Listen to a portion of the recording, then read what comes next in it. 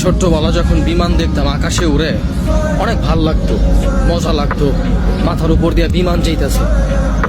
আর এখন যখন ওই বিমানে উঠছি তখন বুঝতে পারছি যে কতটুক যন্ত্রণাদায়ক এই বিমান।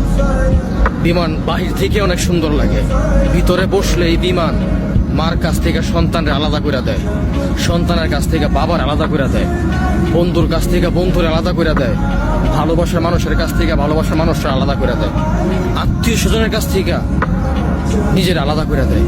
বিমান হইতেছে একটা স্বার্থপর গাড়ি, যেই গাড়িতে একবার উঠলে কবে আবার এই গাড়ি নিয়ে আসবে তার কোনো গ্যারান্টি নাই। এমনকি অনেক মানুষ মৃত হয়ে এই বিমান